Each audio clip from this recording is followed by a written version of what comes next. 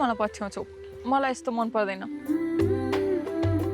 बारम्बार तिमी पहिलाको घाउ बल्झाउनलाई नआइराख हामी एउटै धाराको पानी खान्छौँ अब पानी नै खान नपाउने भन्ने त होइन होला तिमीले मलाई जति घृणा गरे पनि तिमी आफ्नो मनबाट मलाई निकाल्न सक्दैनौ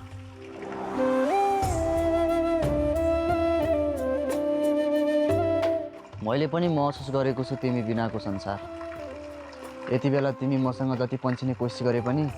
समय आएपछि हामी एक हुनेछौँ यो तिम्रो सपना अधुरो नै रहन्छ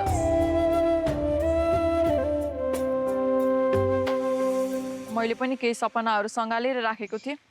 तर अहिले सबै भत्केर गयो